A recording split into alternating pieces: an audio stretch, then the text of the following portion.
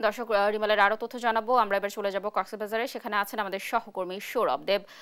সৌরভ, কক্সবাজারে ঘূর্ণিঝড়ের প্রভাব কেমন রয়েছে? সে পর্যটন নগর, যেহেতু পর্যটকরাও রয়েছে, তাদের নিরাপত্তায় কি ধরনের ব্যবস্থা রয়েছে, কি তথ্য আছে জানাবেন।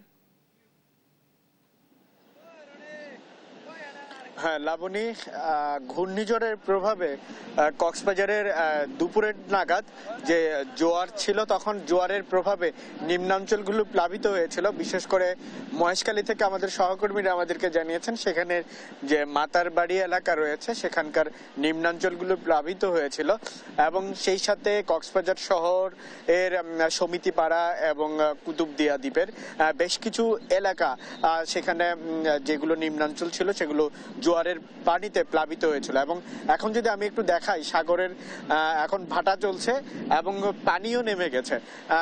তবে পুরো দুপুর জুড়েই কক্সবাজারে মাঝারি বৃষ্টিপাত আমরা প্রত্যক্ষ করেছি। এখন বৃষ্টিপাত নেই, তবে বাতাস বইছে। বাতাসের গতিবেগ যেমনটি ছিল ঠিক তেমনটি আছে।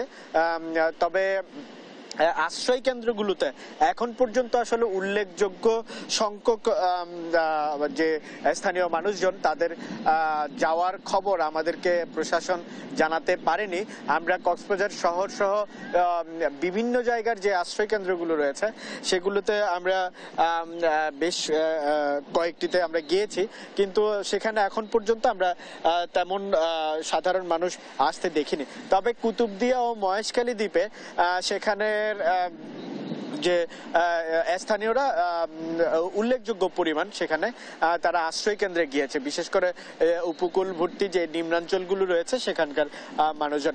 আর সেন্ট মার্টিন থেকে আমাদেরকে সেখানকার যিনি স্থানীয় চেয়ারম্যান রয়েছেন তিনি জানিয়েছেন যে সেখানে জেলা প্রশাসন গতকালই সেখানকার হোটেল মোটেল গুলোর মালিকদেরকে অনুরোধ করেছিল যেন আশ্রয় কেন্দ্র হিসাবে সেই হোটেলগুলো খুলে দেওয়া হয়, এবং সেটি করেছেন তারা।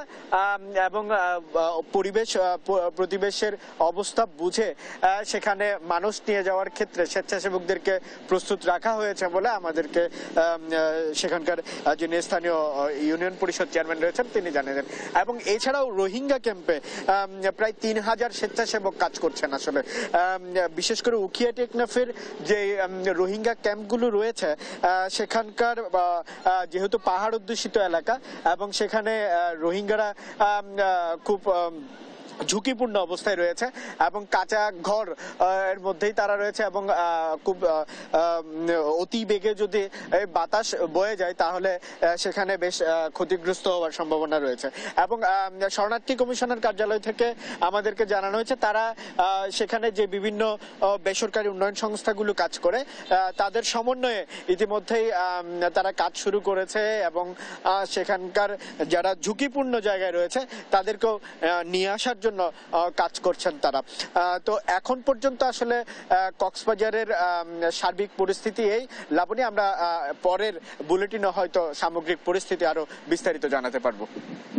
ধন্যবাদ সৌরভ আমাদের সাথে যুক্ত থাকার জন্য। আমরা হয়তো পরবর্তী সংবাদে আবার আপনার সাথে যুক্ত হয়ে পর্যটন নগরের কক্সবাজারের সর্বশেষ তথ্য দর্শকদেরকে জানানোর চেষ্টা করব।